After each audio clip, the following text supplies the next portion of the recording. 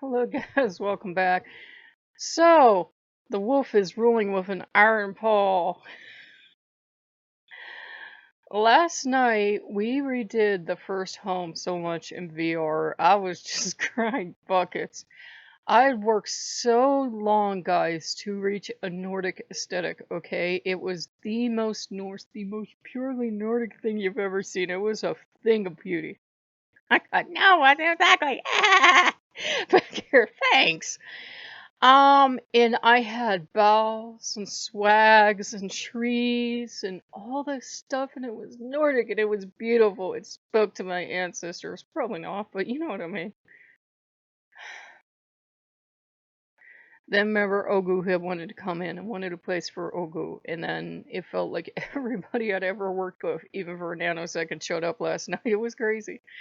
So Odin has me remake the hall, and I have to take down all my Odin stuff, and I have to take down my Merle tree, and I am like ready to cry buckets because there go all my swags, there go all my wreaths, there go my Christmas tree, there's like one left, there goes my snowman, there goes my everything. After I worked so hard to get this to this Nordic, beautiful Yule temple, we can have a proper Yule for once, and all went away. And he even had me redesign the hall, which I know it's not to his taste. It's in this Scandinavia just gave up trying design, is all I can call it. It's like Scandinavia came in and tried to design, decided that it was beyond help and left. So like 1/8 of the room looks Scandinavian, like the clean lines and the white furniture and, beautiful minimalist. And the other half, it just looks like it doesn't belong together. Like, have you ever been in a college common area where they just have whatever they could drag in off the street sometime for the furniture? That's what it looks like now. It looks like a mess. And I spent a good part of the morning trying to make a video on one of the Orisha that was trying to come through, and it was not working, was not working, was not working. Remember, I had a stroke. Everything I learned about Santeria, I don't know. Everything I learned about Voodoo, I don't know. I'm lucky I can get the name straight. And may the odds be ever in your favor, because there's an 80% chance I'm going to call you the wrong name. Now, the Norse gods know and don't care. I have called Odin Loki and Loki Odin, and it's partly because they were teasing me and doing it on purpose, so now I do it. But it's also because stroke. Sometimes I don't get the right label. I try not to say, hey, you with the beard and the spear. I try not to say that because I like to be alive. But in general, they understand. And I think maybe just the spirits wanted acknowledgement of their time and their place, and they see very well where the world is, where it is right now. So I think they're like, okay, we wanted acknowledgement, we wanted to come back and spend some time with you, but it is what it is. And we've been watching the news too, like everyone else, and just had a good sigh. And it's just, the world's really problematic right now. The world's really problematic. The world's becoming way too tribal, way too your kind over here, my kind over there, whatever, whatever. I know I just reversed that, but the world's becoming too much of that. And Odin, for Odin's reasons only, because nobody else knows them, had wanted me to redesigned everything. Even went so far as to carefully look at my budget and get some 99-cent titles as a sacrifice. I know how weird that sounds, but they were related to the spirit in question. And today Odin's like, okay, you've went far enough. You've done all you can. I see where your limits are. I'm happy. Go back to usual. And he's like, you can put your jewelry back on now, and you do you. I looked at him. I said, are we going to have Yule now? I'm confused. And he's like, yes, we're having Yule.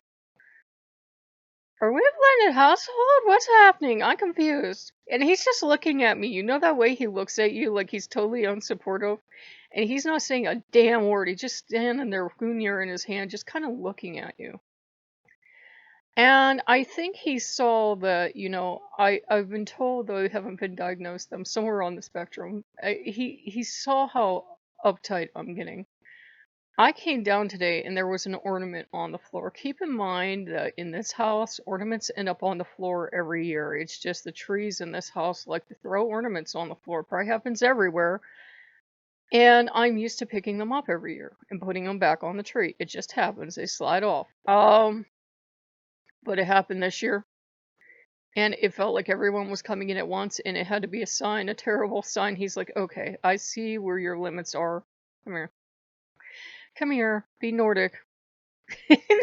I'm like, okay, no, I'm confused.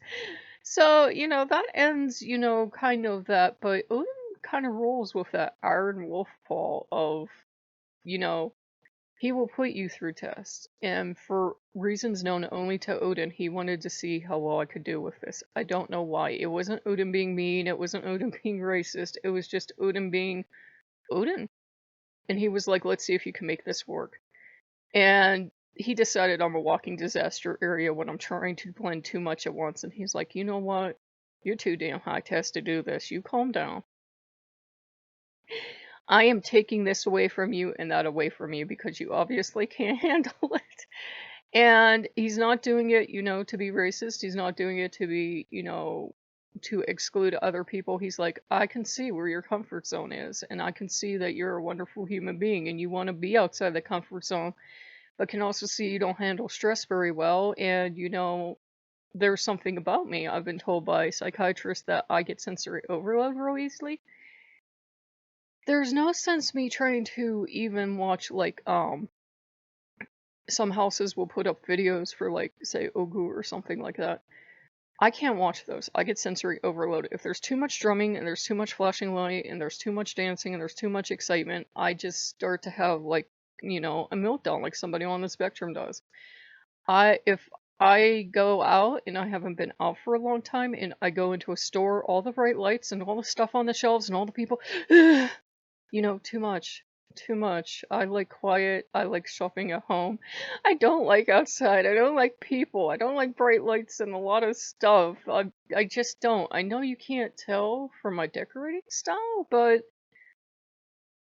kind of, I think when I do it myself, it kind of all becomes like one block of things. So I don't see each individual magnet. I just see a group of magnets. I don't see each book, I see a group of books. I think that's how my brain works. I set it up so it makes sense to me. I think that's how it works. I don't know. But he kind of wanted to see where my limits were. And Loki found out where they were too. Are they disappointed? Maybe they keep trying to get us everything they can get for us. But I think it was just a thing of this is the right thing to do. You worked with them for a while, you have to honor them, you have to at least try to talk about them.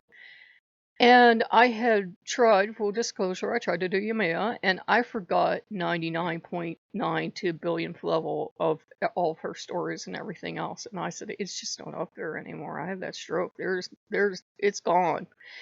And I'm looking at stories online, and I can feel my panic and anxiety building up because there's just too much information and too many people disagreeing. I couldn't do it. And Odin's like, okay, you're one of my special wolves, so I forgot. Come here. Come here. Come here. So, back in Nordic land, and it's not like it's just going to be Norse. It can be Norse, Greek. He doesn't care. It's just what you can handle.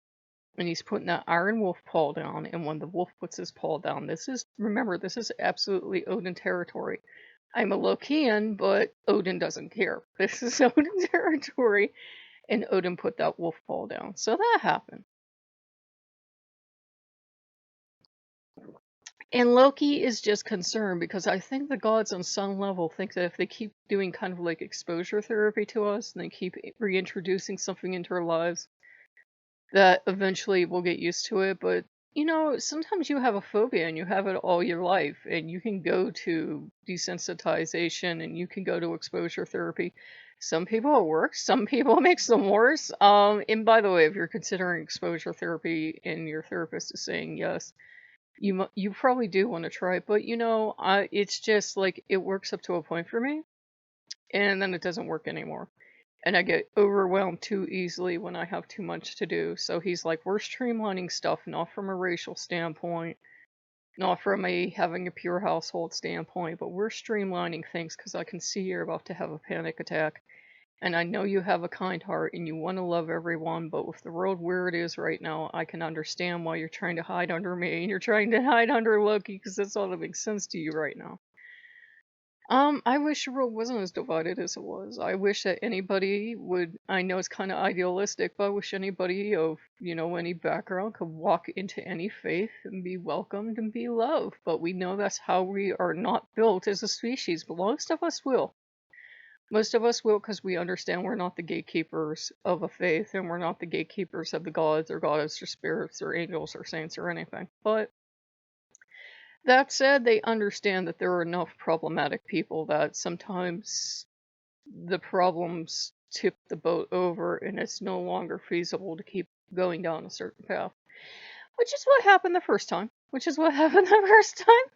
And with Yamasia, it would have been problematic because I was introduced to her by one of her daughters, kind of. She claimed she was her daughter. And the gods and goddesses will never tell on each other, but La Santa's pretty much opinionated view was that woman was batshit crazy. She's not the child of shit. So this woman was crazy. I mean, I know I have mental health issues, but she had mental health issues and she did drugs on top of it. So she was out of this fucking world is what she was, and she was mean and aggressive and she had a very abusive personality, and it was very horrible. I had to go to La Santa to get this woman out of my life. And I had her in my life once, been smart enough to get rid of her because she was crazy.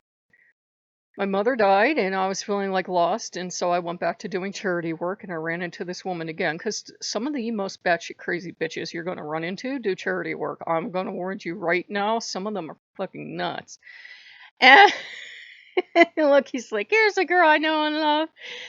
And she got into my life again because she's very manipulative and she will cry and play the world's tiniest fucking violin for you. And so that did not give Imasia the best introduction to me. So it's kind of a blessing that Odin's like, okay, you can't handle all this shit at once. This is not in your wheelhouse. I can see it. I've tested you. It's fine. I'm giving you permission to come over here, dear. And Odin, if you don't move fast enough, Gunir is going to end up somewhere.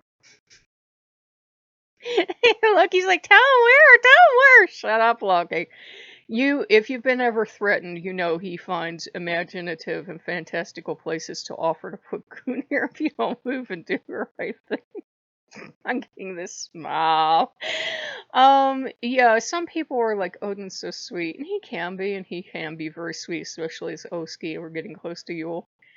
But there's also that Marine drill sergeant in him too, and he has very colorful ways of describing things, let's put it that way.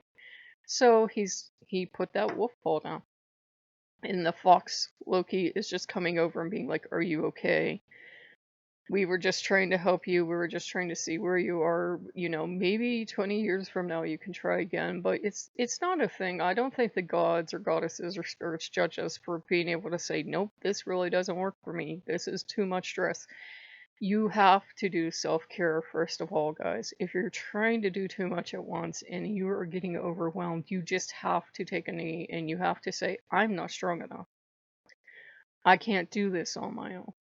And if you're asking for help from the parties involved and it's still not getting better, you have to say, I'm sorry, but I'm not strong enough. I cannot do this. So it's good to protect your mental health and to realize where your limits are and to realize where you're most comfortable. And you might be most comfortable at different places, different parts of your life. Right now, for me, it's with the Norse gods, sometimes with the Greek gods, and sometimes with other people, but I've been so closely allied with the Nordic gods for the last couple of years now that it's just like home to me. It feels like home. It feels calm. So, everything will be calm, and then tomorrow the Morrigan will be flying in and breaking up all the calm and starting a fight with Odin. And Odin will be roaring at her to get out. And So much happy fun time. But I figured I'd let you guys know the wolf put his paw down. He put that wolf paw down. He slammed it down. Now I don't know what to do with the titles I bought. I'm not going to return them because I did have my eye on them. Well, I had my eye on one and I found two more. But I think he's happy overall I have them because yesterday I like fell off a pirate ship screaming. Loki loved that. I did not realize you could just go over the edge. I fell off a pirate ship screaming. Swam with manta rays, swam with humpback whales, did all the swimming with fishes stuff, swam with sharks. Had a lot of fun last night. So did that, explored this island, did all this other stuff. So we're good. So if you guys like what you see, like, comment, and subscribe, and I'll see you later. Bye bye.